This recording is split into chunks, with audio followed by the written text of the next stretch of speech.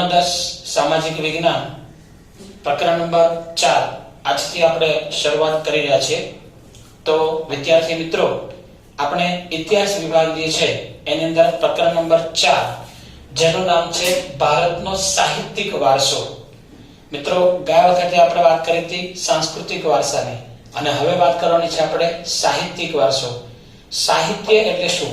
તો अलग अलग प्रकारना जे पुस्तको जे छे, अलग अलग विषय पर लखायेला जे पुस्तको छे एना माटे आपणे साहित्य शब्द आपणे वापरीशुं। मित्रों, अभ्यासनी सरलता माटे आपणे आ प्रकरण जे छे एने पण 4 भागमां वहेंचेलुं छे, जेनी अंदर ए विभाग छे भाषा साहित्य, बी विभाग छे प्राचीन भारतीय साहित्य, त्यारबाद मध्यकालीन साहित्य અને ચોથો વિભાગ છે પ્રાચીન ભારતીય વિદ્યાપીઠો। એમ આપણે 4 ભાગમાં આ પાઠને અભ્યાસની સરળતા માટે વહેંચેલો છે।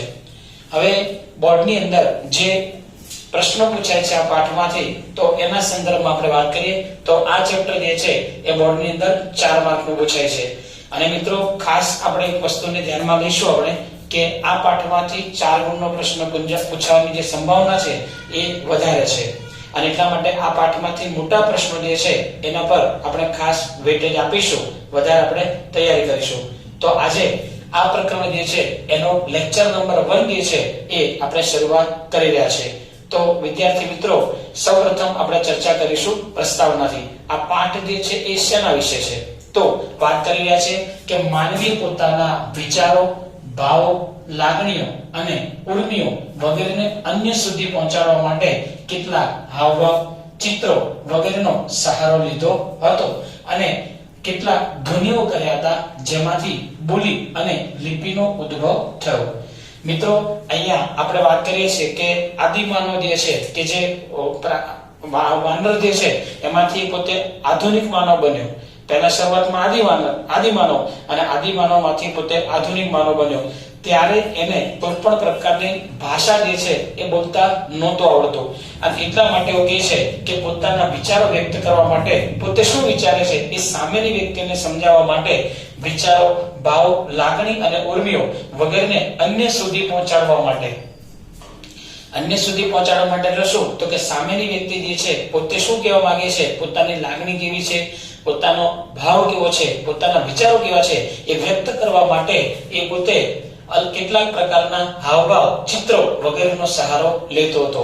તો આપણે જાણીએ છીએ કે જે આદિમાનવ જે છે એ ગુફામાં રહેતો હતો, એટલે ગુફાની જે દિવાલો જે છે એના પર એ પોતાના મનના ભાવો જે છે એ પોતે શું કરતો હતો? વ્યક્ત કરતો હતો। તો આ રીતે પોતાના વિચારો અન્ય સુધી એ પહોંચાડવા માટે પ્રયાસ કરતો હતો। આ ઉપરાંત કેટલાક ધ્વનિઓ પણ કર્યા। મિત્રો, ધ્વનિ એટલે શું કહેવાય? તો કે અવાજ કહેવાય। દાખલા તરીકે એવું બને કે આદિમાનવની જે વસાહત હોય એની અંદર બહારથી કોઈ વ્યક્તિ જે છે એ હુમલો કરવા માટે આવતો હોય, તો ઝાડ ઉપર કેટલાક લોકો બેઠા હોય એ વિશિષ્ટ પ્રકારનો અવાજ કરે, એવું કરી અને પોતાના માણસોને સંકેત આપે કે કોઈ બહારથી આક્રમણ કરી રહ્યું છે અથવા બહારથી કોઈ હુમલાખોરો આવી રહ્યા છે। એટલે કે પોતાના શું કરે? અને પોતે ધ્વનિ એટલે અવાજ દ્વારા એ પોતે પોતાના વિચારો જે છે એ અન્ય સુધી પહોંચાડવાનો પ્રયાસ કરતો હતો, અને તેમાંથી બોલી અને લિપિનો ઉદ્ભવ થયો। મિત્રો, બોલી એટલે બોલવું અને લિપિ એટલે લખાણ કહેવાય। જે મેં વાત કરી પ્રમાણે કે ગુફાની જે દિવાલો જે છે એના પર પોતાની પાસે, માની લઈએ કે આપણે વાત કરી કે વૃક્ષની ડાળીઓ હોય, પછી ચરબી હોય, વનસ્પતિનો રસ હોય, એના દ્વારા એ પોતે શું કરતો? પોતે લખાણ લખતો, પણ એ લખાણ જે છે એ લિપિ સ્વરૂપે હતો। લિપિ કેવી છે એ શક્ય હશે તો જ્યારે આપણે રૂબરૂ મળીશું ત્યારે હું તમને લિપિ જે છે એ હું તમને સમજાવવાનો પ્રયત્ન કરીશ કે આ લિપિ જે છે એ અલગ અલગ પ્રકારની હોઈ શકે। હવે એક નામ હું તમને કહું અને એક બોર્ડ ઉપર હું એક શબ્દ લખું છું, અને એના વિશે પણ હું તમને થોડીક સમજૂતી આપું, એટલે લિપિ વિશે થોડું તમારા મગજમાં ક્લિયર થઈ જાય। તો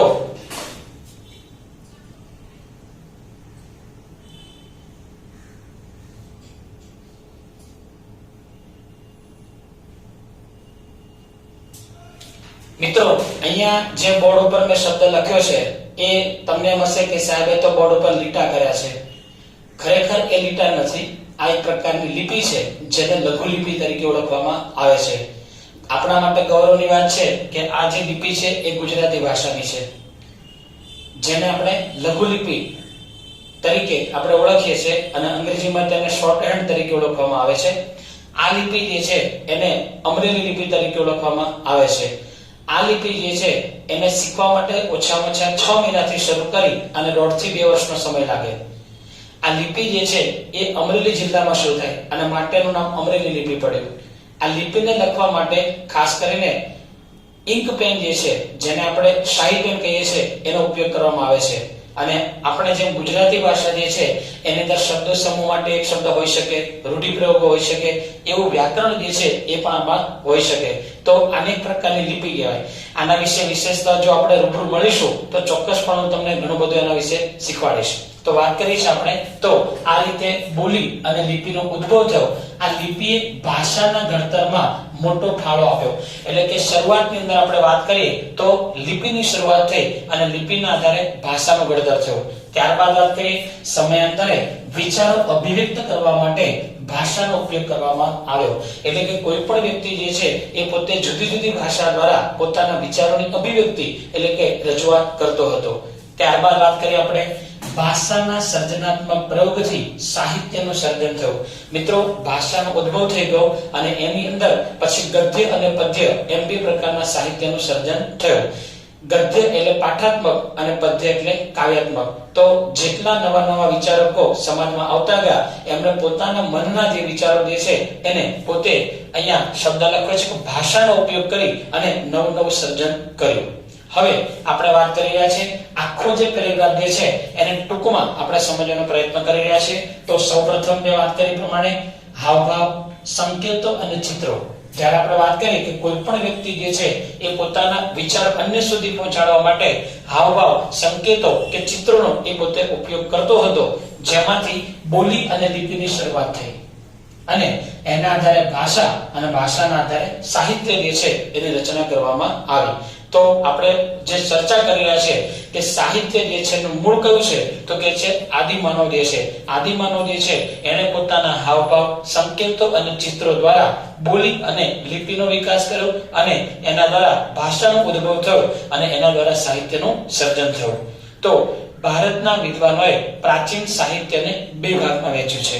કયા કયા બે ભાગ છે તો વાત કરીશું આપણે વૈદિક સાહિત્ય અને બીજું છે પ્રશિષ્ટ સાહિત્ય. મિત્રો વૈદિક સાહિત્ય એટલે વેદોના આધારે રચાયેલું. આપણે જાણીએ છીએ કે વેદો કેટલા છે? 4. ઋગ્વેદ, સામવેદ, અથર્વવેદ અને યજુર્વેદ. તો એના આધારે સાહિત્ય રચાયું એને આપણે વૈદિક સાહિત્ય કહીએ છીએ. અને એ સિવાયનું સાહિત્ય કે જે મૌલિક રીતે રચાયું હોય, જુદા જુદા સાહિત્યકારો જે છે એમના દ્વારા જે સાહિત્ય રચાયું હોય કે જેમાં વેદોનો આધાર લેવામાં આવેલો ન હોય તો એના માટે આપણે શબ્દ વાપરે છે પ્રશિષ્ટ સાહિત્ય. તો પ્રસ્તાવના જે છે એ એકદમ મગજમાં આપણે ક્લિયર થઈ ગઈ છે.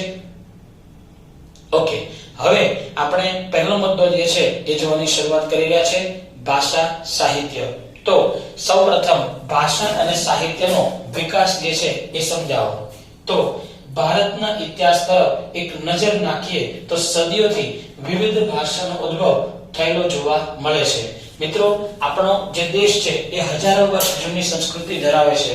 તો આપણે આપણા ઇતિહાસ તરફ નજર નાખીએ તો આપણને સદીઓથી એટલે કે સેંકડો વર્ષોથી અલગ અલગ સમય અલગ અલગ ભાષાઓનો ઉદ્ભવ અને વિકાસ થયેલો એવો આપણને જોવા મળે છે. આ ભાષાઓએ એકબીજા પર અસર કરી અને પ્રભાવ પાડ્યો, તેથી ભાષાઓનું સમૃદ્ધ સાહિત્યમાં પરિવર્તન આવ્યું.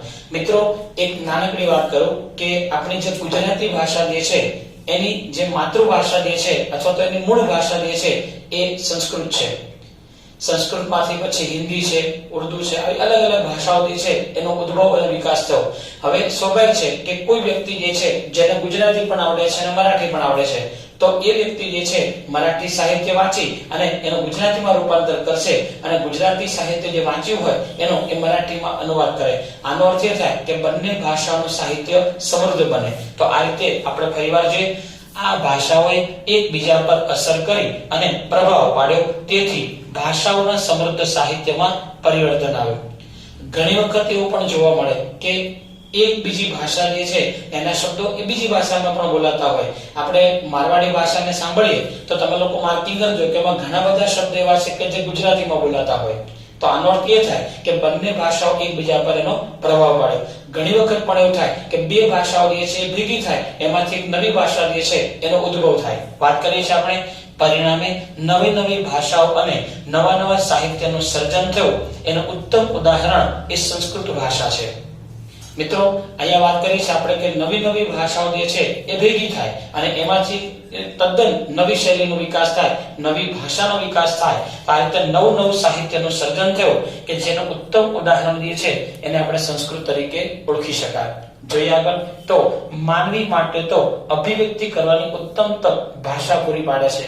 મિત્રો તમારે કોઈ પણ વાત જે છે એ અન્ય વ્યક્તિની સમક્ષ જ્યારે રજૂ કરવી હોય તો સૌપ્રથમ તમારી પાસે ભાષાનું માધ્યમ છે. પણ એક વાત ખાસ યાદ રાખજો, ભાષા એ બંને પ્રકારે વાપરી શકાય. કોઈ પણ વ્યક્તિ જે છે એને માનો કે આપણે કામ ચીંધ્યું હોય અને એને કહીએ આ કામ નથી કર્યું, એ પણ એક કહેવાની પદ્ધતિ છે. અને આ કામ કેમ નથી કર્યું અથવા આ કામ કરવામાં ક્યાં તકલીફ પડી, એ પણ એક ભાષા છે.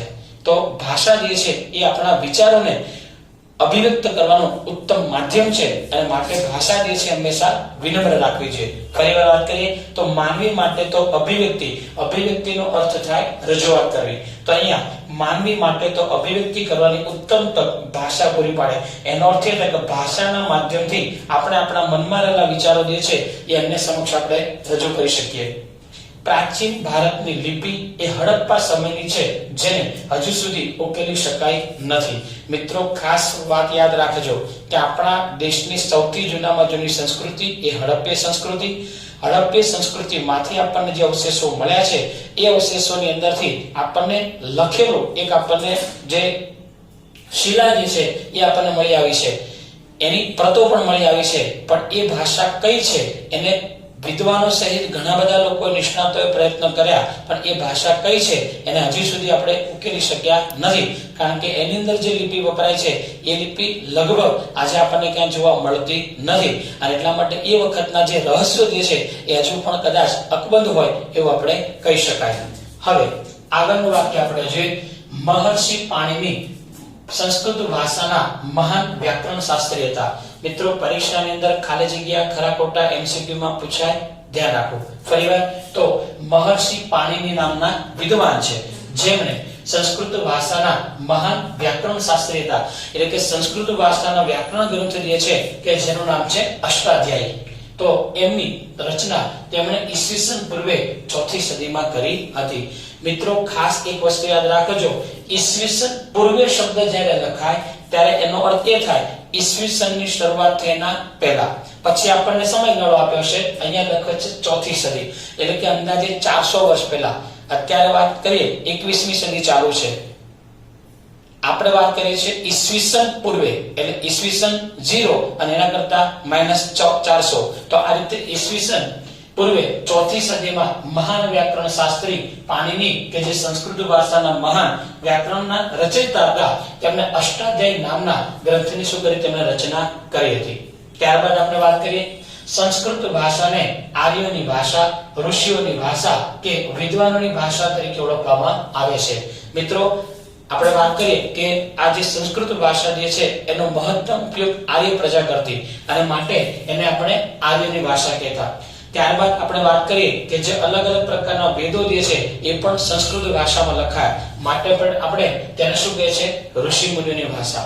અને સંસ્કૃત જે છે એ જેટલું સહેલું એટલું જ કદાચ અઘરું છે અને એટલા માટે આપણે તેને વિદ્વાનોની ભાષા કહેતા. તો આ રીતે જે સંસ્કૃત ભાષાને આર્ય ભાષા, ઋષિ મુનિઓની ભાષા કે વિદ્વાનોની ભાષા તરીકે ઓળખવામાં આવે છે. આજના સમયમાં પણ વિશ્વ કક્ષાએ સર્વસ્વીકૃત ભાષા ખાસ કરીને કોમ્પ્યુટર ક્ષેત્રે એ બની છે.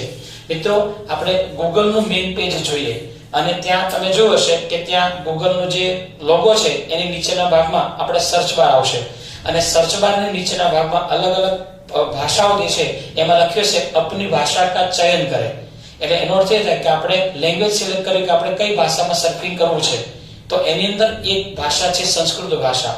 આનો અર્થ એ થયો કે વિશ્વની સૌથી જૂની ભાષાઓમાંની એક હોવા છતાં આજે પણ એ સંસ્કૃત ભાષા જે છે એ પોતાનું સ્થાન એને ટકાવી રાખ્યું છે અને એટલા માટે શબ્દ છે વિશ્વ કક્ષાએ સર્વસ્વીકૃત ભાષા જે છે એ કોમ્પ્યુટર ક્ષેત્રે બની છે.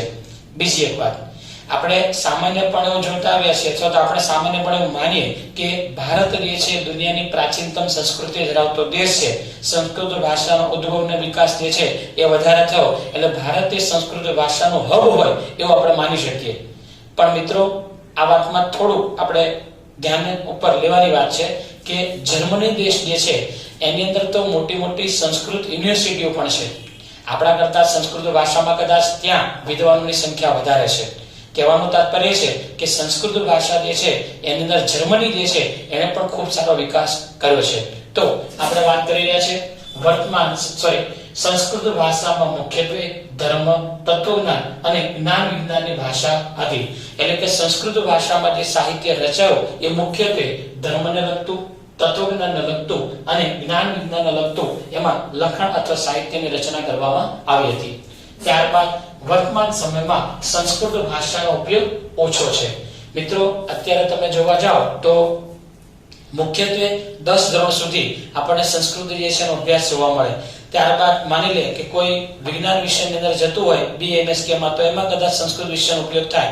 પણ રોજિંદા જીવનની અંદર આપણે વાત કરીએ તો લગભગ સંસ્કૃત ભાષાનો ઉપયોગ માત્ર અભ્યાસ પૂરતો જ મર્યાદિત થઈ ગયો. પણ આપના ધ્યાન ઉપર એક વાત લાવો.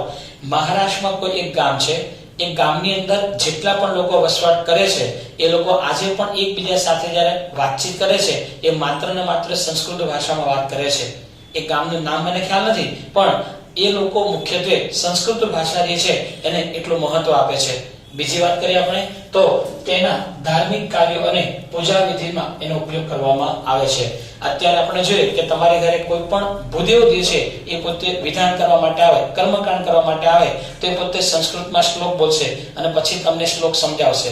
આનો અર્થ એ થાય કે અત્યારે જે સંસ્કૃત ભાષા જે છે એ માત્ર ધાર્મિક ક્રિયાકાંડો જે છે, પૂજા વિધિ છે એના પૂરતી જ એ મર્યાદિત થઈ ગઈ છે. તો આ પ્રશ્ન જે છે એને રિવિઝનના ભાગ સ્વરૂપે એક વખત આપણે ફરીવાર જોઈ લઈએ છીએ. તો બધાનું ધ્યાન અહીંયા છે.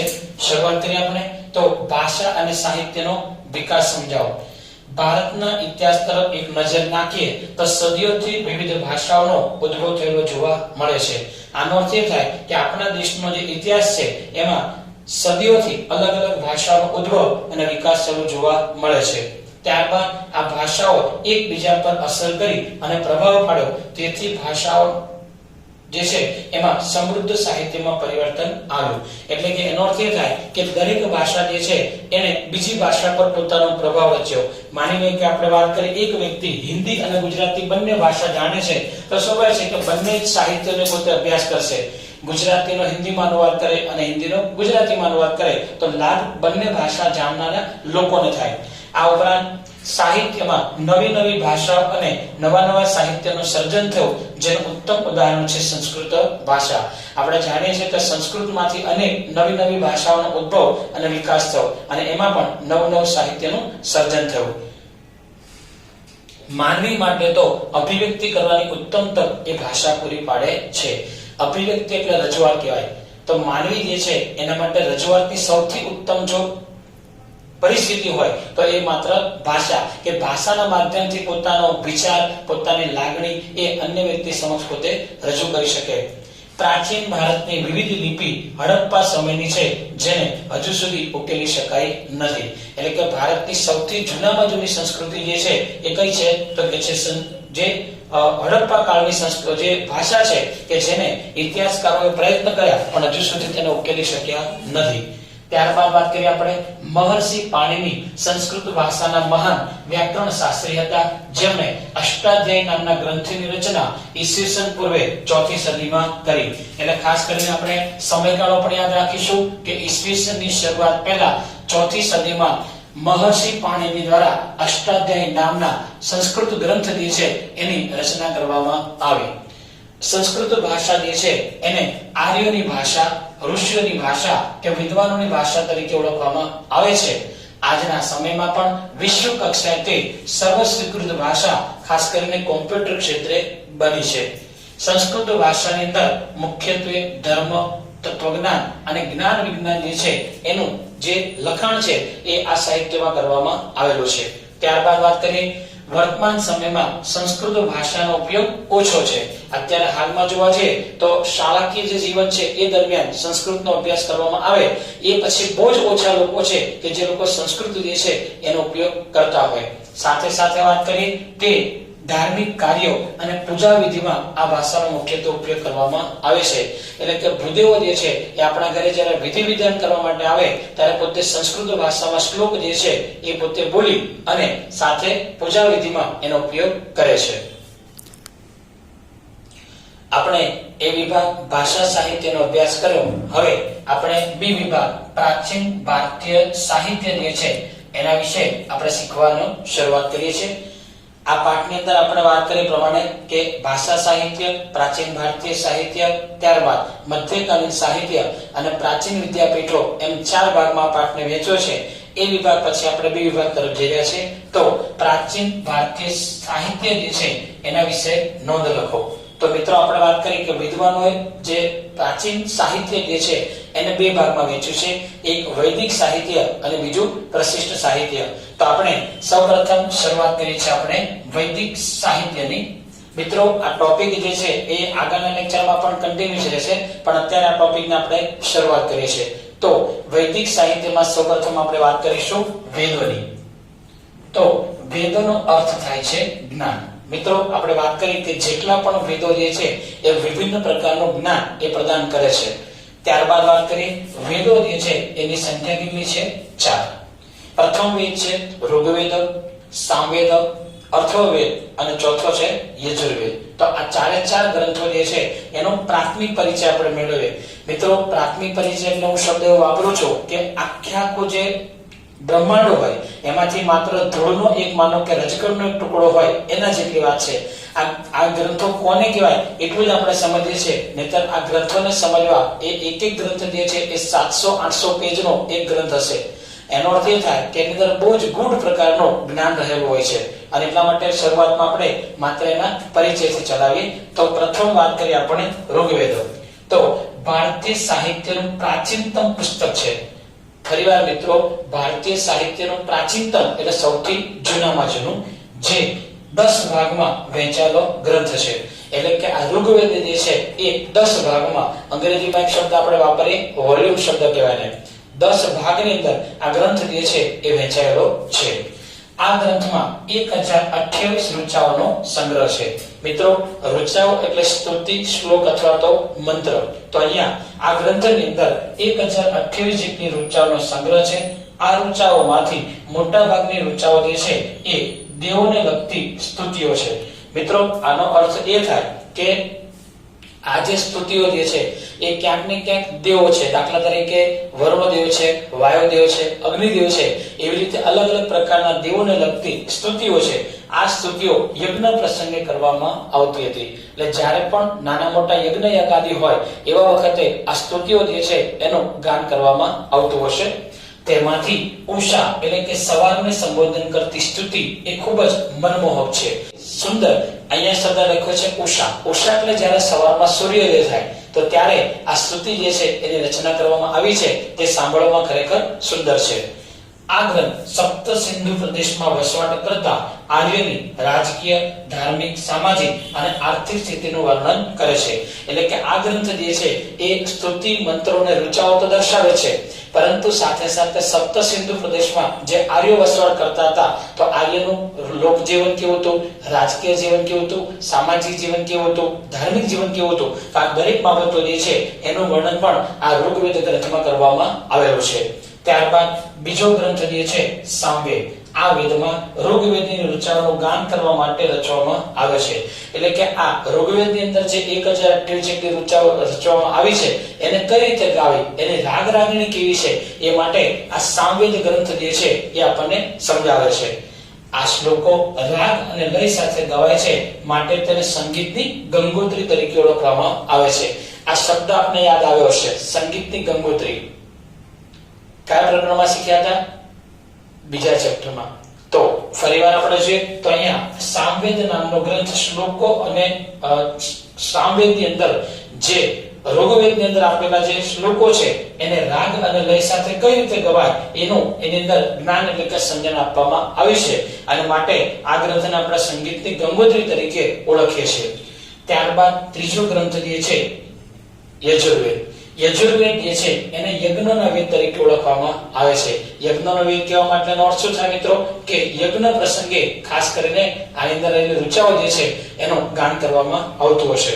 ફરીવાર તો આ વેદ ગદ્ય અને પદ્ય સ્વરૂપે રચાયેલો છે. મિત્રો ગદ્ય અને પદ્ય એટલે શું? ગદ્ય એટલે પાઠાત્મક અને પદ્ય એટલે કાવ્યાત્મક. એટલે આની અંદર યજુર્વેદમાં જે ઋચાઓ આપેલી છે એ મુખ્યત્વે ગદ્ય અને પદ્ય સ્વરૂપે આપવામાં આવેલી છે. યજ્ઞ વખતે બોલવામાં આવતા મંત્રો, ક્રિયાઓ અને વિધિઓનું એમાં વર્ણન કરવામાં આવેલું છે. જે યજ્ઞ હોય એ અલગ અલગ રીતે કરવામાં આવતા હોય.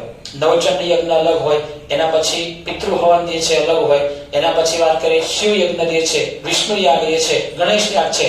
આવા દરેકે દરેક યજ્ઞ જે છે એ અલગ અલગ રીતે થતા હોય. તો એનો અર્થ એ થયો કે કયા યજ્ઞ વખતે કયા શ્લોકનું ગાન કરવું, કઈ રીતે કરવું, તો એની મંત્રો, ક્રિયા અને વિધિઓનું એમાં વર્ણન કરવામાં આવેલું છે. તો ત્રીજો ગ્રંથ જે છે યજુર્વેદ, એના વિશે આપણે જોયું. હવે આગળનો વેદ છે અથર્વવેદ. તો આ ગ્રંથમાં અનેક પ્રકારના કર્મકાંડો અને સંસ્કારોનું વર્ણન કરવામાં આવેલું છે. મિત્રો મનુષ્ય જન્મે ત્યારથી એનું મૃત્યુ થાય એ વખતે એને 16 પ્રકારના સંસ્કારો જે છે એનું એના જીવન દરમિયાન મહત્વ રહેલું હોય.